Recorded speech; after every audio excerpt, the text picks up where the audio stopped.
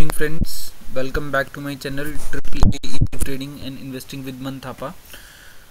Last time जो है हमने डिस्कस करा था कि एक फंडामेंटल एनालिसिस में जब हमने स्टार्ट करा था तो एक बहुत ही इंपॉर्टेंट पैरामीटर जो कि मार्केट कैपिटलाइजेशन है उसके बारे में हमने डिस्कस करा था। हमने ये डिस्कस करा था कि मार्केट कैपिटलाइजेशन जो है this is the one of the very important factor जिससे हमें ये पता लगता है कि कौन सी कंपनी अपने सेक्टर में सबसे बड़ी है, लीडर है, और कौन सी जो है सबसे छोटी है, कौन सी बीच की है। तो ये जो है हमें मार्केट प्राइस से नहीं बल्कि जो है उसके मार्केट कैपिटलाइजेशन से पता चलता है।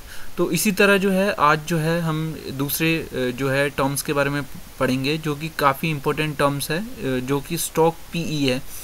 पी का मतलब होता है कि कितना उसका प्राइस अभी चल रहा है और कितनी उसकी अर्निंग है। मतलब कि अगर से एक कंपनी सेम अर्निंग देती रहे हर साल, आने वाले टाइम में हर साल अगर देती रहे तो कितने साल में जो है इन्वेस्टर का पैसा जो है वो रिकवर हो जाता है अगर उस कंपनी को वो खरीद ले। तो जैसे कि एक इस एग्जांपल में जो है इसका जो पीई जो दिखा रहा है ये 4.29 है। तो ये 4.29 कैसे ड्राइव हुआ है, जो इसकी जो मार्केट कैपिटलाइजेशन है 2375 करोड़ को अगर मैं इसको डिवाइड करूँगा आज के नेट प्रॉफिट से विच इज़ 543, तो जो है मेरे पास में जो है इसकी जो पीई जो है वो 4.29 आ जाएगा। तो कोई भी जो एक्सपेक्ट जो होता है वो दोस्तों दो तरीके से आप ड्राइव कर सकते हैं। एक तो पूरी कंपनी से, जैसे हमने पूरी कंपनी से देखा कि मार्केट कैपिटलाइजेशन पूरी कंपनी का आ गया और पूरा जो प्रॉफिट जो है वो पूरी कंपनी का आ गया। तो पीई मतलब इसमें प्राइस जो है वो मार्केट कैपिटलाइजेशन आ गया, और ई अर्निंग जो है वो हमारा नेट प्रॉफिट आ गया पूरी कंपनी का पूरे साल का। करेक्ट, तो हमें 4.29 आ गया। और इसी तरीके से हम इंडिविजुअल भी कर सकते हैं इसको कैलकुलेशन। अगर जो है स्टॉक पी को कैलकुलेट करना हो तो करंट प्राइस विच इज़ 596 और हम इसको डिवाइड करेंगे earning per share. Earning per share जो है वो कितना है 137 रुपीज़। ठीक है, तो इसका जो है एक छोटा सा एग्जांपल जो है मैंने यहाँ पे बना रखा है आपके लिए। तो इसका जैसे मार्केट कैपिटलाइजेशन था 2368, जैसे कि आप यहाँ पे दे सकते हैं। अभी जो है ये मार्केट कैपिटलाइजेशन ये थोड़ा सा चेंज हो गया, ये मैंने कल के हिसाब से लिया था। ठीक है, और ये जो है नेट प्रॉफिट इसका सेम रहेगा 543। करेक्ट, तो ये मैंने इसका नेट प्रॉफिट दिखा दिया आपको 543। अगर मैं इनको डिवाइड करूं तो ये 4.36 के आसपास में आ रहा है। आप ये देख सकते हैं इसमें फॉर्मूला लगा हुआ है, तो 4.36 के आसपास में आ रहा है। तो अब ये आप ये देखेंगे 4.36 मतलब कि 4.29। ये जो है कैलकुलेशन में थोड़ा सा वेरिएशन हर एक वेबसाइट के हिसाब से रहता है, तो which is somewhere around its only. तो सेम जो है करंट प्राइस अगर मैं देखूंगा तो 596 है, कल ये 595 था, और EPS जो है 137 है। मैं आपको दिखा दूँ 137 है। तो इसका जो है अगर मैं देखूं तो 4.34 आ गया। ठीक है, तो ये आ गया 4.29। तो ये जो है उसके बिल्कुल आसपास में रहेगा, थोड़ा सा वैल्यू का डिफरेंस जो है वो रहेगा। ठीक है, तो आज हमको पता लग गया कि पीई जो है वो कितना इम्पोर्टेंट होता है और इस फैक्टर से जो है आप क्या ड्राइव कर सकते हो। तो हमें जो है बेसिकली दो तरीके से हम पीई का कंपेयर कर सकते हैं। एक तो हम जो है इंडस्ट्री पीई की सेम इंडस्ट्री में जो दूसरी कंपनीज हैं उसको जो है कितने पीई मल्टीपल में जो है लोग जो है लेना पसंद करते हैं, एक तो हमें ये पता लगता है। और हम जो है खुद के पीई से भी कंपेयर कर सकते हैं कि अगर मैं इसके लास्ट मैक्सिमम जब से ये कंपनी स्टार्ट हुई है तब से अगर मैं देखूं और इसका अगर मैं पीई कंपेयर करूं तो आज के टाइम में जो है इसका पीई सबसे कम है।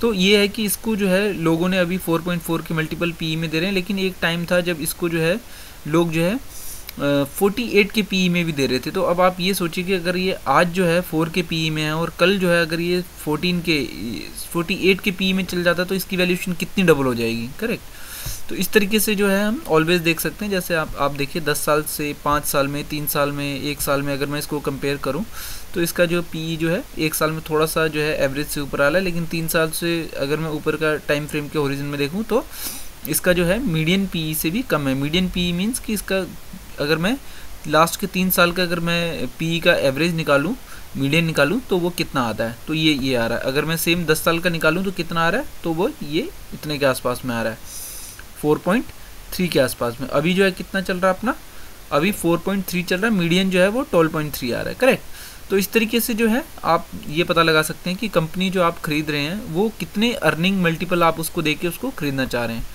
तो इसको जो है दो तरीके से हमें कंपेयर करना है, एक तो इंडस्ट्री से और एक जो है इसके खुद के हिस्टोरिकल वैल्यू से।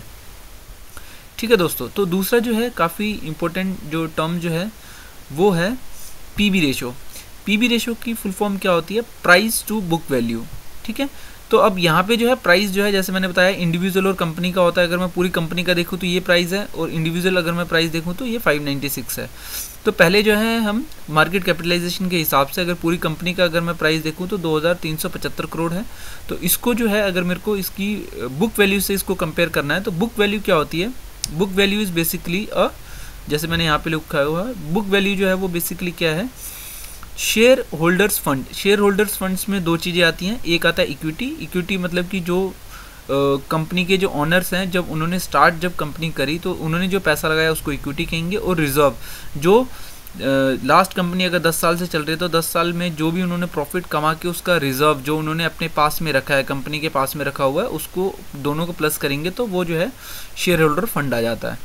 ठीक है, तो अगर मैं इसका जो है आज मार्केट कैपिटलाइजेशन देखूं तो 2375 है, और अगर मैं जो है इसका शेयर होल्डर फंड देखूं तो कितना है? कंपनी ये 40 करोड़ से स्टार्ट हुई थी और अभी जो है इसके पास में 1718 करोड़ का जो है इसके पास में रिजर्व पड़ा हुआ है। ठीक है, तो 1718 और 40 को हम 1718 और प्लस 40 इसको जो है हम अगर प्लस कर लें तो 1758 होता है। और नंबर ऑफ शेयर्स जो है मार्केट में ये कितने हैं? 3.98 करोड़ के जो है मार्केट में शेयर जो है ये फ्लोट कर रहे हैं। तो बुक वैल्यू जो है वो कितना आ गया? बुक वैल्यू जो है ये आ गया मेरा जो टोटल जो नंबर ऑफ इक्विटी है, number of share holders fund जो था, अगर उसको डिवाइड में मैं नंबर ऑफ शेयर्स करूं तो वो मेरा बुक वैल्यू आ जाता है विच इज़ 442। अब पीबी रेशियो कैसे आ जाएगा? पीबी रेशियो में जो है मेरा जो है प्राइस, जो कि प्राइस जो है वो कितना है मेरा? C3 मीन्स जो मेरा जो है यहाँ पे जो मार्केट कैपिटलाइजेशन था, करेक्ट, दिस इज़।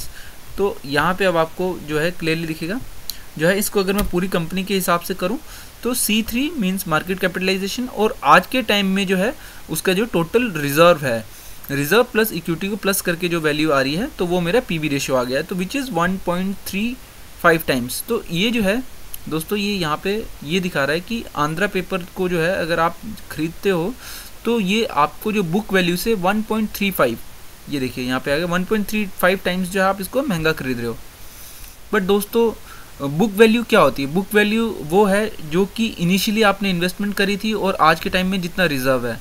तो इसमें जो है ब्रांड वैल्यू ऐड नहीं होता है। इसमें जो है अगर आपने इनिशियली कोई आपने मैन्युफैक्चरिंग प्लांट लगाया हुआ, उसकी ज़मीन खरीदी हुई है तो उसका जो एप्रिसिएशन होता है वो इसमें ऐड नहीं होता है। इसमें जो आपने जो इतनी 10 साल या 20 साल पुरानी कंपनी है, इसमें जो आपने एफर्ट्स लगा के पूरा मैन्युफैक्चरिंग सेटअप खोला है, सेल्स टीम है, आपका मैनेजमेंट है, आपके वेंडर्स हैं, आपकी मार्केट में जो है जो गुड होल्ड बना हुआ है, वो सारी चीज़ें जो है इसमें कंसिडर नहीं होता है। तो अगर मैं बोलूँ कि इस टाइम में अगर आप आंध्रा पेपर को 1.35 टाइम्स दे के जो है आप इसको प्राइस जो है वो खरीद रहे हो एज एन शेयर लेके, आप कुछ परसेंटेज ऑफ शेयर होल्डर बन रहे हो, तो this is a very very good sign. तो आप ये देखिए कि ऐसी कंपनी जिसमें जो है एक अच्छा प्रॉफिट आ रहा है, जिसमें जो है करंट प्राइस जो है मात्र 596 रुपीज़ का आपको एक शेयर मिल रहा है, जबकि उसकी बुक वैल्यू ही सिर्फ जो है 442 रुपीज़ है। This is absolutely phenomenal good. तो इस तरीके से जो है आपको ये देखना है।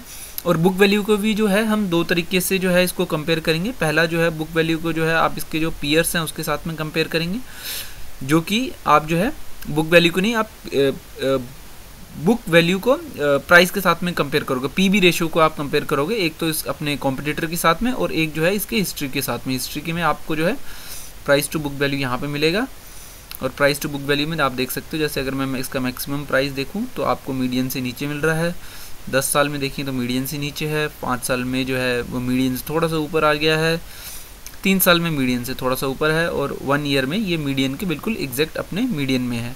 तो इस तरीके से आप ये देख सकते हैं कि पास्ट में जो है इसने जो है इस कंपनी को जो लोगों ने जो है किस तरीके से जो है पीबी के पैरामीटर में कितने मल्टीपल में जो है इसको मल्टीपल में वैल्यू दी हुई है, करेक्ट।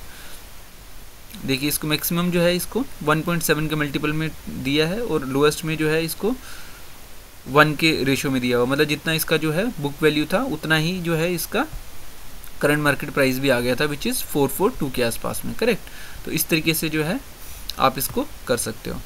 और प्राइस टू बुक वैल्यू जो है वो भी जो है यहाँ पे अगर आप देखेंगे तो बुक वैल्यू जो है 442 की है। अगर आप डायरेक्ट इसको निकालना चाहो तो बुक वैल्यू ये आपके पास में आ गई 442, और दूसरा जो आ गया करंट मार्केट प्राइस जो है वो आ गया 592, ये आ गया 596 हो गया आज, ये कल का डेटा था ये। और अगर आप दोनों को अगर आप जो है डिवाइड करोगे तो 1.35 इसका आ गया पीबी रेशियो 1.35। 0.35। तो दोस्तों आज आपने जो है दो काफ़ी इंपॉर्टेंट टर्म्स के बारे में हमने देखा, price to book value ratio और प्राइस टू अर्निंग रेशो। दोनों ही जो है जितना कम हो उतना वो अच्छा है। ऐसा नहीं है कि अगर ये ज़्यादा है तो बुरा है, क्योंकि कहीं कहीं कंपनियों में ग्रोथ काफ़ी ज़्यादा होता है तो वहाँ पे जो है हमें पीई मल्टीपल ज़्यादा देखने को भी मिलता है, पीबी मल्टीपल ज़्यादा देखने को भी मिलता है, विच इज़ एब्सोल्युटली फाइन। हमें बस ये जो है इसको दो तरीके से कंपेयर करना है, इंडस्ट्री पीई से, इंडस्ट्री पीबी से, और खुद के पीई से और खुद के पीबी से। इन दोनों का वैल्यू क्या है, इन दोनों को कैलकुलेट कैसे करते हैं, ये सारी चीज़ें जो हैं हमने ऑलरेडी डिस्कस कर लिया है। तो दोस्तों इसी तरीके से जो है मैं आगे भी जो है फंडामेंटल एनालिसिस में आपको जो है नए टर्म्स जो है वो लेकर आऊँगा। तो इसी तरह से जो है मेरी वीडियोस को जो है आप देखते रहिए, लाइक शेयर एंड कमेंट्स करिए, और अगर आपकी कोई फीडबैक हो तो आप डेफिनेटली इसमें डालिए। अगर आपको कोई किसी चीज़ों की अंडरस्टैंडिंग नहीं हो रही है, आप चाहते हो कि इसको जो है और अच्छी तरीके से अंडरस्टैंड करा जाए, तो आपकी जो कमेंट्स जो हैं वो काफ़ी वैल्यूएबल हैं। ठीक है दोस्तों, तो नेक्स्ट टाइम जो है एक नया टर्म्स लेकर आऊँगा मैं आपके साथ। फाइनेंशियल एनालिसिस और फंडामेंटल एनालिसिस को जो है हम और डीप डाइव करेंगे। Thank you very much, signing off, take care, bye bye.